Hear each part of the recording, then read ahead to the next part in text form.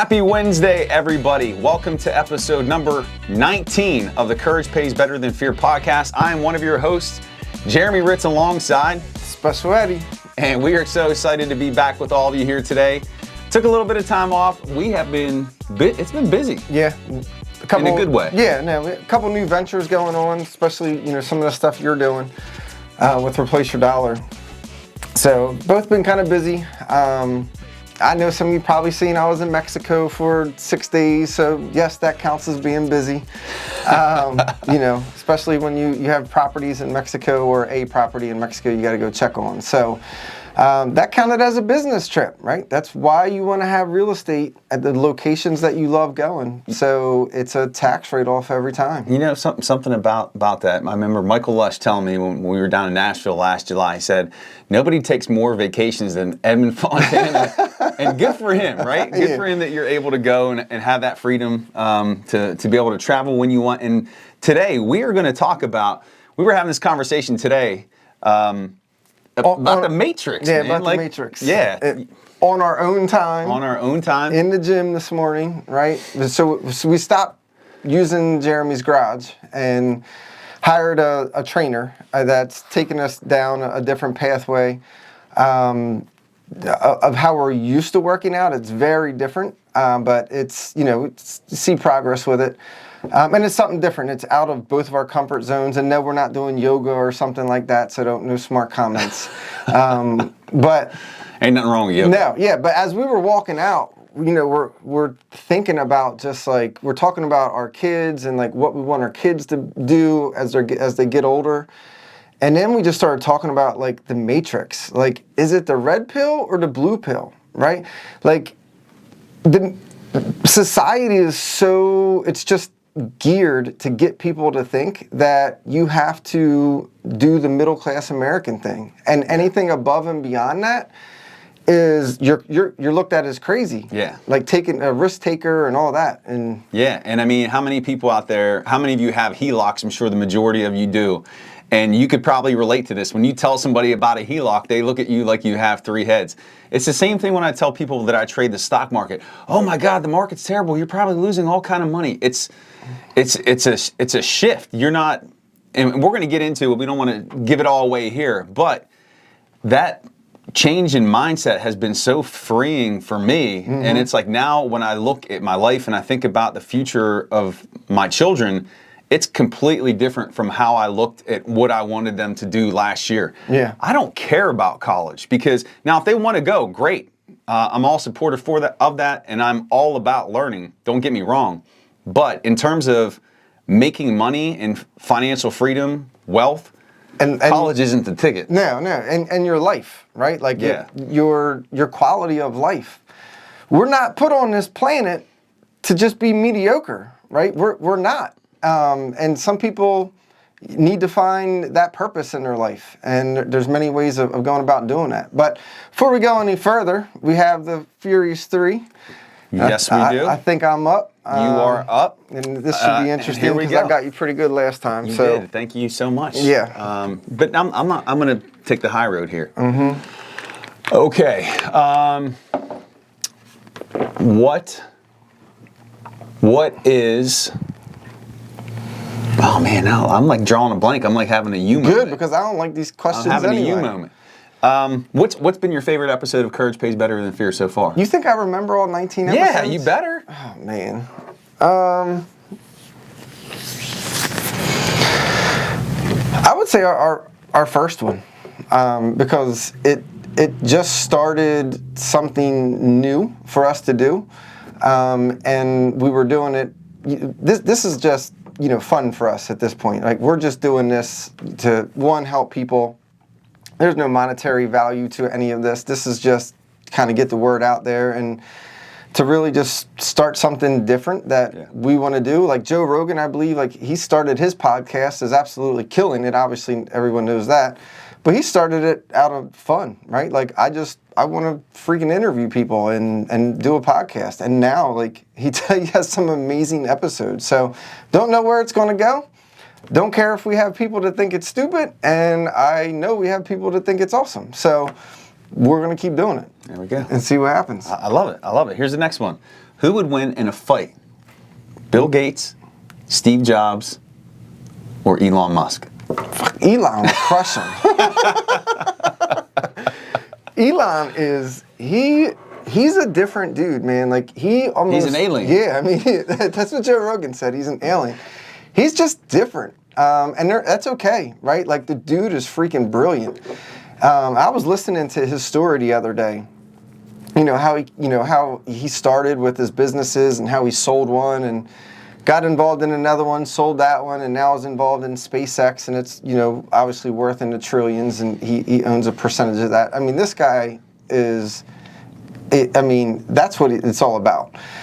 But there was someone interviewing him, and I can't who was it? It's probably Joe Rogan, and he was asking him like, "What's your work-life balance?" And he flat out said, there is no work-life balance, right? Like, my life is my work. Yeah. He was like, I am laser focused on what I do, and that's okay, right? You just got to know what you want. And I know what I enjoy, and it's traveling and being on vacation and giving my family the experience that I never had. Yeah. Being that person in my generation to change that cycle, to break that cycle. So it's pretty awesome. Yeah. All right, and then the last one's a real simple one, man. All right. Right? It's never simple, but go ahead. Yeah, this is real simple. What's your favorite candy? Smarties, bro. Smarties? Smarties. That's easy. Serious? Yeah. Why Smarties? They make me smarter. No, I'm just kidding. Smarties, hands down. Damn. I think it was Smarties. Yeah. I think it's because people my are going to mom. start sending you Smarties now. Send them on. No, don't. No, actually, don't try to lose weight. Like, don't send me sugar. Yeah, I think it was an addiction that started with my mom. Honestly, my mom would bring Smarties home after work all the time, and I used to tear those things up. You know something else that's really weird, and I don't know if this is genetic or not. But just the other day, just talking about sugar and stuff, like just the other day, I found out my mom, in the middle of the night, will wake up and eat like a spoonful of honey, right? Natural honey. She'll eat a spoonful or two. I swear to God, I do the same thing. Wow, I do the same. Spooky. I do the same exact thing, and we didn't know it until my mom brought honey over to the house one day and said, "Here, you should try this honey. Like it's natural. It's from a beehive that is down the street from her." And I'm like, "I love honey. I eat it in the middle of the night." She was like, "You serious? I do the same thing." And we both love Smarties. So that was pretty. That's crazy. Yeah, it's pretty crazy. That's crazy. That's for sure. I put a post out there the other day about genetics and parenting and all that, and it just resonated with me. Resonated, right? And it just did, because a lot of people think that kids are a blank slate. Genetics play a huge role 100% in how your kids turn out, and sometimes parents, it's not your fault. You could be the best parent out there, and it's just not your fault. And speaking of parents, man, like I just send our condolences and our blessings to the families and everybody that experienced, another tragic shooting in Nashville at a school. Yeah. He and I are in the education field, or we're in the education field. We far too many times have we had to prepare our kids and stuff for that. So I'll let you talk more on it, because as a principal, that weight fell on your shoulders. Yeah. And this principal died, right? This principal, she charged this individual, and I'll leave it at that, and tried to do her best to save the kids, and she lost her life. Yep. And just love, prayers, thoughts, everything to the families, to the educators, and just educators, teachers, principals, administrators across the United States, because mathematically the percentage chance of this happening in a school is small, but they still happen. And when they happen, it's a real thing, and it's impacting families. We were talking, imagine these parents who took their kids, dropped them off at school thinking, hey, they're going to be safe, they're okay, and then you find out that they got shot by, some idiot. Yeah, who came into school. So it's sad. It's heartbreaking. It's terrible. Like, the day after that happened, I was taking both of my kids to school, and I'm like, wow, I really put a lot of trust in these teachers, and these administrators and the school resource officers that keep our kids safe every day. And they do more than just educate our children. And teachers have one of the most difficult jobs out there, and the administrators do. So, I have my moments where I miss it, then I have my moments where I don't, and it's times like that where I don't. And speaking of another shout out, those police officers crushed it. Those police officers, like, if you watch the body cam footage, they didn't wait at all. They went right in towards the gunfire. I think got there in under 14 minutes and, put this person out of its misery. And that was outstanding to watch those police officers put their lives at risk like that and just get there and execute. Yeah. And that was, shout out to our police officers too. They get beat up all the time. I mean, there's some things that they've done wrong, but far too many times has the media and other people just bashed our police officers, our school systems, and that shit's got to stop. Yeah. It just does. So love to all your teachers out there. We're thinking of you, all the educators. Just sending some positivity your way, and we're going to shift gears a bit. But we did want to recognize that event because again, it does hit close to home for us. But we're going to talk about the whole concept of the Matrix, and we were saying today that people look at us like we're crazy. And I'm sure there's somebody out there, somebody closet who watches our show that I can think of right now is probably like, oh, these guys, they're so, you know who I'm talking about. They're so full of it. What kind of scam are they doing? There's so many. I mean, I get it all the time from friends that have known me my whole life. And they're just like, man, what are you up to now, Fast Eddie? Is what they call me. I'm just like, nothing. I'm trying to show people that what we've been taught, this whole matrix that we've been in and everything that we've been taught, like our whole life, it's just bullshit. I don't know how else to put it. It is. It is. And there's a quote from Naval Ravikant where he says, you're not going to get rich renting out your time. And here's the thing. It's not even about being rich. It's about, I think for both of us, it's about the freedom to design your day, to drive your kids to school, to pick them up, to decide. To take care of your health. To take care of your health, to decide, hey, I'm not going to work today or the next day, whenever you want.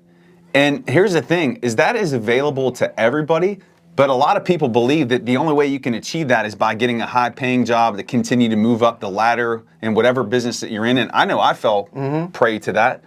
But the problem is as you move up in a business, you get more responsibility, which takes away your time. And honestly, the risk reward, it's not there. And there are passive ways to generate money that doesn't require you to sacrifice yourself and your family. There's just, and we always talk about two different ways, right? One's real estate. I mean, real estate, I don't care what market you're in, there's always ways to make money in real estate. And over time, consistently, real estate has proven to go up, right? It might have its peaks and valleys, but it continuously goes up. There's only so much land on this planet, and it's a hard asset. You can touch it, see it, feel it, right? But what Jeremy does, it's very different, but it's the same type of passive income. At the gym today. He made $1,000 at the gym in 10 minutes. 10 minutes. And I'm like, what are you doing? He was like, I just made $1,000. I'm like, we haven't even gotten past like 2 of the workouts yet. He was like, I know, I love this. And I'm just like, you're unbelievable. Well, and here's the thing too, is like if we rewind, and there's a balance here. I don't want people to think that we're being cocky or arrogant by saying, oh, we made $1,000. It's not saying that. It's about to show. It's showing you what's possible. There's no way. You know what? Showing you what's possible. I know, and like people screw holding back, talking about how much we make, and because people need to know. Like, I mean, talk about your excitement of making $238 in a day. And how that progressed. Yeah. So my first winning trade ever on my phone $284 trading Snapchat. That was like what got me hooked. Called Edmund, called my wife. It's like, I can't believe this. And then it was like $1,000 trade. Trading Carvana. I called this guy. Dude, I made my first $1,000 trade. And then from there, it's grown. And I had a point a couple weeks ago where I used to bring home $4,200 a paycheck as principal after all my taxes and everything pulled out. I've had multiple days where I'm making $4,200 off of 2 or 3 trades consistently. In a day. In a day. And my salary ending last year was $157,000. I'm closing in on that. After this month. Right. And so screw it. Like that, people want to know, like, can that kind of money come in on a I don't want to say passively, but can that money come in every month? Absolutely. Is it the consistent, safe money that comes in that you give up your time for? No, it's very different. So you have to have the right mental mindset to be able to take on that kind of income, right? Yeah. And you struggled with it in the beginning a little bit. Yeah. But now you see the abundance that's out there. But here's the thing. I talk, one of the cool things I get to coach trainers or aspiring traders, Mm-hmm. experienced traders, which is another little income source for me, right? Not the biggest one. That's always going to be trading. But what I think is a big number, I mean, it's not. Like, I used to think $10,000 a month was a lot of money. It's not. Like, there are people out there that $10,000 is nothing. And again, that's not to be grateful or not humble about the money, but... And it's not to belittle anybody out there that's making 10 grand a month, or less, right? Good for you, right? It's you're working, you're at least you're freaking working, right? There's some people that collect, a quarter of that doing absolutely nothing. Right. And, and not trying anything. And you guys are. So we just want to let you know, if doing something more has been on your mind, we can help. We have access to the right coaches, the right resources, right? You'll get access to a Rolodex of people to literally walk you down the same pathway that we've been down. Now, do you have to invest in yourself? Is this going to cost you money? Absolutely. I had to do it. He had to do it. I still do. We both still do it. I take 10% of my income a year, close to it, and reinvest it in myself on these. And see, I'm not on his income level. This is Daddy Fat Sacks right here. I'm not even remotely He's got close. Jeremy Newsom money. No, I'm not even anywhere near that boy. Not even remotely close. I mean, that cat owns his own private island with somebody. But that kind of abundance is out there. So. You are going to have to invest in yourself, right? And this is just us being completely transparent. If you're not willing to do that, don't waste our time, okay? We will absolutely do everything that we can to help you, but if you can't get past the mindset that you're not worth it to invest in yourself, don't even bother, all right? And just, that's as blunt and as clear as I can be. Right. And the other part of it, too, is it's not immediate. Yeah. Right? Now, it's coming up on a year for me, April 29th, and I guess it kind of was pretty quick, but you've got to put the time in, you have to put the effort, you have to learn, and you're going to get punched in the face. You're going to have losses, whether it's real estate or it's trading or whatever you pursue. Mm-hmm. And I think that's the other part of it too. In order to succeed in this world is you have to be comfortable with risk, you have to be smart about it, but losing is part of the game. And I think we get conditioned, going back to that whole matrix concept. Oh, it's safe. I got my guaranteed paycheck. Mm-hmm. I got my benefits are covered. You could pay for benefits aren't that big of a. You just pay for your benefits. It's not. You find. Yeah. You go to Blue Cross Blue Shield or whoever. You pay for your benefits. Yeah, pay for the benefits. It's no different than what your employer is doing for you. Right. So. Right. And you don't have anybody telling you what to do. No.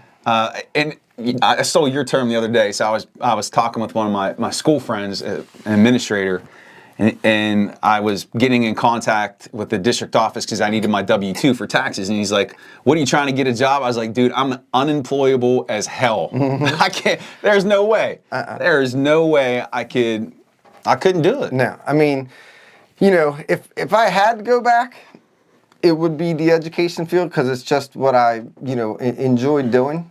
But I'm not going back, right? Like, I don't care if I go bankrupt. I know how to start over again. I don't care, right? I am willing to fail, lose everything, and start all over again, because guess what's going to happen? I'm going to do it the second time around that much faster. Yep. And there is a way to fail, right? There's a proper way to fail. If you set everything up through real estate the right way, right, through LLCs and all that good stuff, you can go ahead and fail and start that business over again in another name and without using your personal credit and start over again. Yep. It all comes together. Yep. So kind of bringing this home Bring here. it back. I'm going to Go bring ahead. it home. So we talked about the matrix. Here's where it's important, and this is our life's work now. With the podcast, we talked about what's the purpose of the podcast. We want to help people do the same thing who want to do it. So I mean, I think that's really a driving force behind this. The courage pays better than fear, because courage does pay better than fear. But we don't want it just for ourselves, and the wealth, whatever.